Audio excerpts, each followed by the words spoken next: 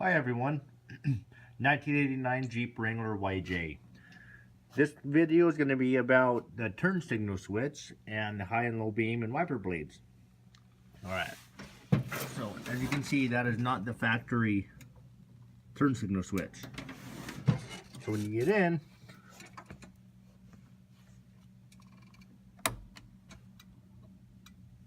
that's pretty easy. Okay. Now for the high and low beam switch,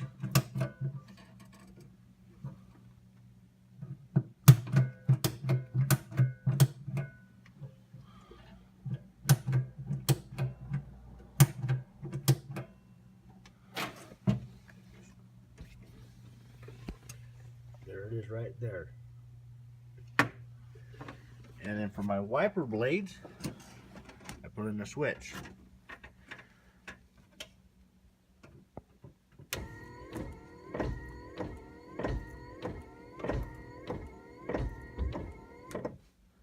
Okay, for my turn signal switch, I just used a handle off of a old drill and drilled that out a little bit bigger so that this would fit. I just screw it into there. Like that.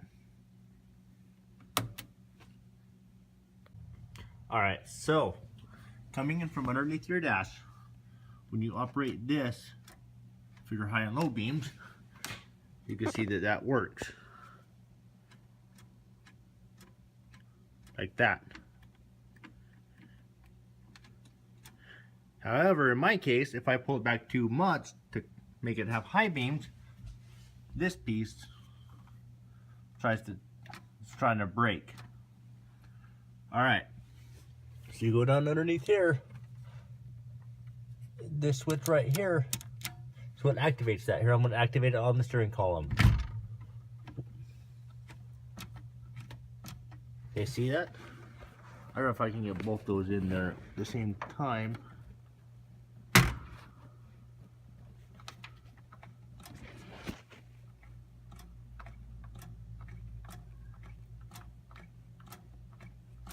Alright, moving on. So if you unplug this up right here, see if I can do it with one hand, like that, you'll see that and that plug in. If you get a floor switch for a 1975, I believe it was, GM, it will plug right into here, the actual floor switch itself, which is that right there. Apologize about all the dirt. Alright, so with my wires, I extended them. I got the switch, the plug for the switch. I ran it up behind. That's those yellow wires right there. I went with just yellow because that's all I really had, and I was tired of not having high beams.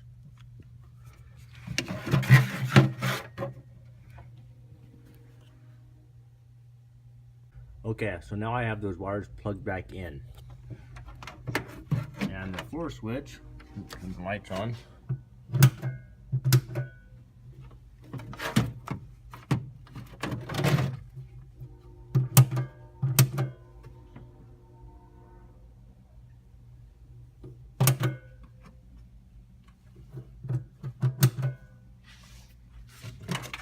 Alright, moving forward. Okay, so to know what wires to hook up onto here that plugs in underneath your column right there, right here, is all I did was I took the floor switch without any wires or this plug that's attached to it, and I plugged the floor switch, this guy here, into that switch, and I made sure it worked, and it did. So all I did was the prongs off the floor switch, I matched them up the same way the floor switch will plug into this plug right here, and everything works great. Okay, on this plug that we unplugged from underneath the steering column right here, there's actually 4 female spade connectors on this plug itself, and I used 3 male spade connectors. There is still 1 left that's got power to it, so you could use that for a dash, in the dash light, or whatever you want to use it for. It's up to you. I decided not to go that route. Any extra lighting or anything I have for my Jeep, I just run straight to the battery. Alright, moving forward. Okay, with the wiper switch, we got it wired in right there. If you go down underneath your dash, there's this box right here. It says SF8956000428. And I tested the wires to find out which one was the highest speed. And I liked the speed of the purple wire coming off of this. So I wired to the switch, a wire to the backside of the switch, into here for power. Then from that, then to that switch, that's a 3-prong switch. I don't know if you'll be able to see it real well. Kind of hard to see.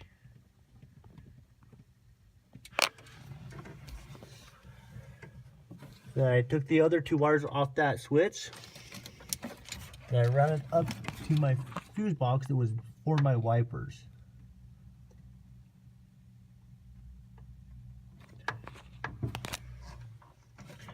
And if you take this, if you put power to it, either one of these, this would work. On the back side of my wiper switch that I installed, I did put a inline fuse. See that wire moving right there?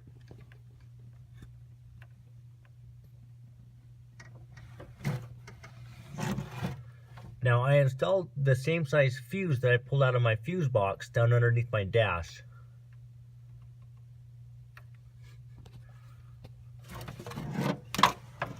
That fuse did go right in there where you see those 2 wires going in. Okay, so with this purple wire I was talking about that I tied into one of the switches on the back of this, or I shouldn't say switch, I should say prong. When you plug your test light into it, to this one, I just got the other side of this grounded out. When you turn it on, it's got power.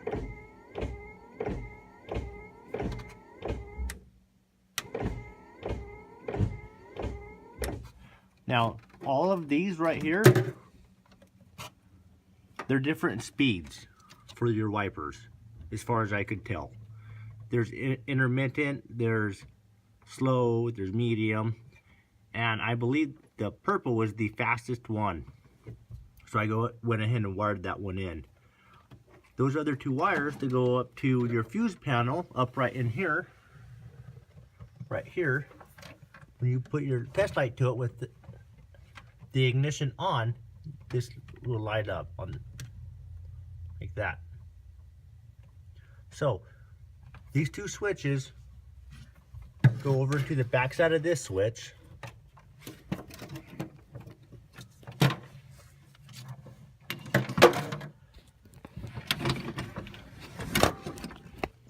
and they're right there. So from the purple wire, I got wired into the bottom of this switch, and these other 2 wires, right, the middle one and the, oh, sorry about that, the middle one and the top one, I'm going back to my fuse panel, just like that. Now, some of you are saying, well, what about road grime? Well, I still have the option of pushing my finger in here if I absolutely have to. Put that down so it's easier. I still got my nest. Like our Christmas tree. Alright. No, it's not the best fix, but it is cheap, because trying to replace the switch for in here, that can get expensive, and I hear it can be a pain in the butt. And I found another steering column for, I believe it was $125 for just a column, and I was gonna buy it. Then the guy said, oh, wait a second, this switch is broken. I'm like, well, that's pointless, I don't need it then, because that's why I wanted another steering column. So I went down underneath and figured out what wires went where and what I had to do to get high and low beams, wipers, and keep my turn signal. Alright, well, thank you for watching, and please subscribe.